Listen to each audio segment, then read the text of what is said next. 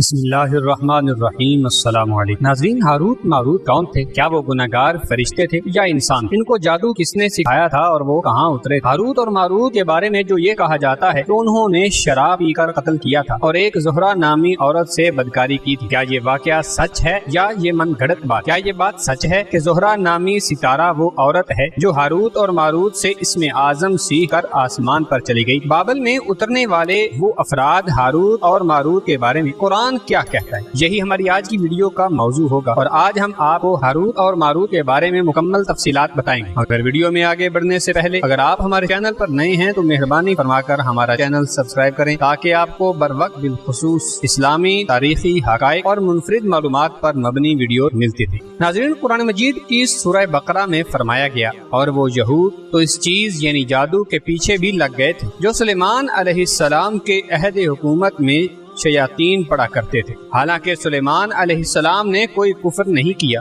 بلکہ کفر تو شیطانوں نے کیا جو لوگوں کو جادو سکھاتے تھے اور اس جادو کے علم کے پیچھے بھی لگ گئے، جو شہر بابل میں ہاروت اور ماروت نامی دو فرشتوں پر اتارا گیا تھا۔ وہ دونوں فرشتے کسی کو کچھ نہیں سکھاتے تھے، یہاں تک کہ کہہ دیتے کہ ہم تو صرف آزمائش کے لیے ہیں، سو تم اس پر اعتقاد رکھ کر کافر نہ بنو۔ اس کے باوجود یہودی ان سے ایسا جادو سیکھتے جس کے ذریعے شوہر اور اس کی بیوی کے درمیان جدائی ڈال دیتے، حالانکہ وہ اس کے ذریعے کسی کو بھی نقصان نہیں پہنچا سکتے مگر اللہ ہی کے حکم سے۔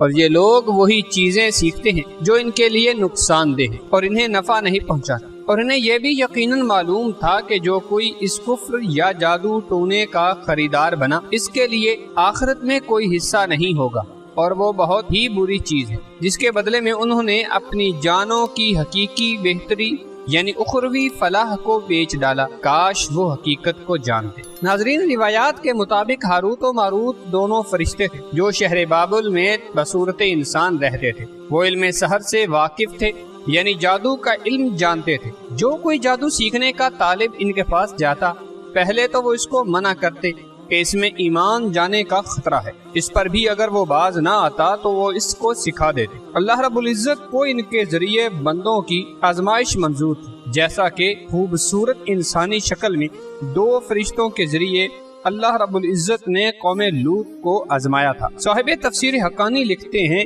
ہاروت و ماروت شہر بابل میں دو شخص تھے جن کو ان کے عجائب افعال اور نیک چلن کی وجہ سے فرشتہ کہتے تھے، اور یہ ان کا لقب مشہور ہو گیا تھا۔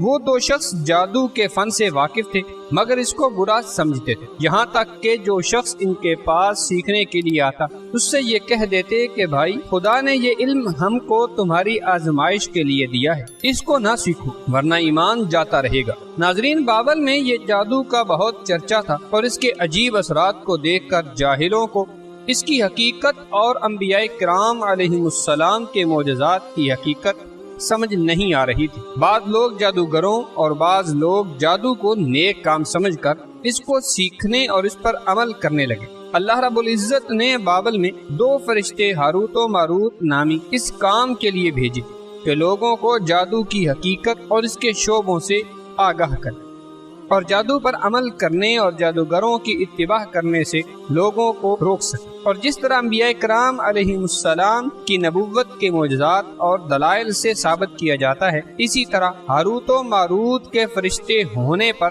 دلائل قائم کر دیے تاکہ ان کے احکامات کی تعمیل اور اطاعت ممکن ہو۔ ناظرین، ہاروت و ماروت دونوں فرشتے تھے اور لوگوں کی آزمائش کے لیے اللہ رب العزت کی طرف سے بھیجے گئے تھے، جیسا کہ ہم نے سورہ بقرہ کی آیت کا ترجمہ آپ کو سنایا۔ ہاروت و ماروت کے حوالے سے بہت سی ایسی بے سند روایات بھی نقل کی جاتی ہیں جن میں ان کی طرف ایسی باتیں منسوب کی گئی ہیں جو فرشتے ہونے کے منافی ہیں، جیسے شراب پینا، قتل کرنا وغیرہ۔ یہ سب روایتیں موضوع اور اسرائیلی ہیں، مگر مسند احمد اور تفسیر نعیمی وغیرہ کی بعض روایات بیان کرتی ہیں کہ حضرت ادریس علیہ السلام کے زمانے میں ایک مرتبہ فرشتوں نے بنی آدم پر اعتراض کیا کہ یہ نہایت بدکار ہیں، ان کی جگہ ہمیں زمین پر حکومت دی جائے۔ اس پر اللہ رب العزت نے انہیں کہا، انسانوں کو غصے اور شہوت کی جو کمزوریاں دی گئی ہیں وہ تمہیں دی جائیں تو تم بھی گناہ کرو گے۔ فرشتے کہنے لگے،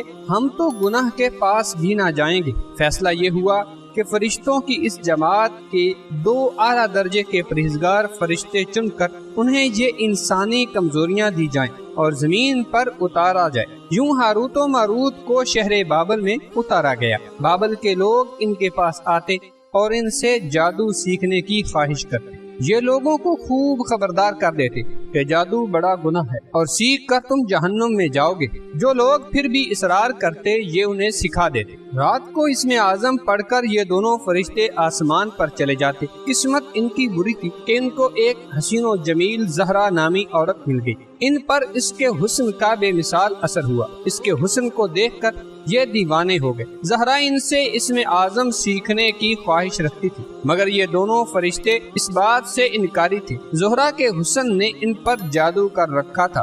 وہ کسی بھی قیمت پر زہرا کو حاصل کرنا چاہتے تھے۔ زہرا نے ان سے مطالبہ کیا کہ تم شرک کرو تو میں تمہاری ہوں۔ ہاروت و ماروت جانتے تھے کہ شرک ایسا گناہ ہے کہ اس کی معافی نہیں۔ انہوں نے انکار کر دیا۔ زہرا نے دوسری شرط رکھی کہ قتل کرو تو مجھ پر تمہیں اختیار ہے۔ ہاروت و ماروت انکاری ہوئے کہ بے گناہ کو مارنا بہت بڑا جرم ہے۔ آخر کار زہرا شراب لے کر آئی اور کہا یہ پی لو تو پھر جو کہو گے ویسا کروں گی۔ ہاروت و ماروت نے سوچا کہ شراب پینا بہت بڑا گناہ نہیں ہے تو وہ شراب پی گئے۔ ہوش سے بیگانے ہوئے زہرا نے بدکاری کی بدلے ان سے اپنے بت کو سجدہ بھی کروایا اور قتل بھی کروایا۔ جب انہیں ہوش آیا تو وہ کہنے لگی کہ تم نے جن 2 کاموں کو کرنے سے انکار کیا تھا، نشے میں مدہوش ہونے کے بعد تم نے ان میں سے ایک کام کو بھی نہ چھوڑا۔ پھر انہیں ان گناہوں کے بدلے دنیا کی سزا اور آخرت کے عذاب میں اختیار دیا گیا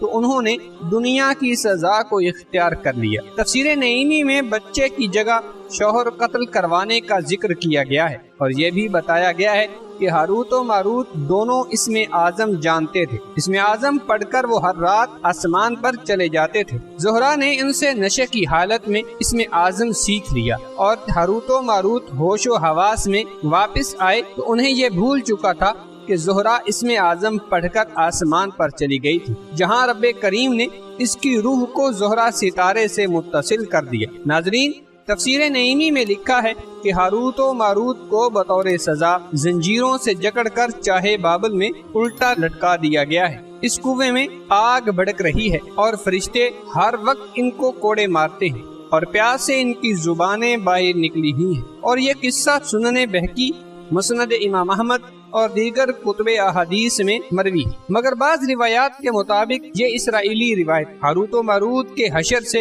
عبرت پکڑ کر باقی فرشتوں نے اپنی خطا کا اقرار کیا اور زمین والے خطا کار انسانوں پر بجائے لعن طعن کرنے کے ان کے لیے دعائیں مغفرت کرنے لگے۔ ناظرین، اس واقعہ کے بارے میں بہت سارے اختلافات پائے جاتے ہیں۔ بعض کہتے ہیں کہ یہ صحیح ہے اور بعض کہتے ہیں کہ یہ من گھڑت ہے۔ حقائق کو میرے اللہ کے سوا کوئی نہیں جانتا۔ امید کرتے ہیں کہ آپ کو یہ ویڈیو ضرور پسند آئے گی۔ ملتے ہیں ایک نئی اسلامی تعلیمات سے بھرپور ویڈیو کے ساتھ۔ دیکھتے رہیے Urdu get info YouTube channel. اللہ تعالی ہم سب کا حامی و ناصر ہو۔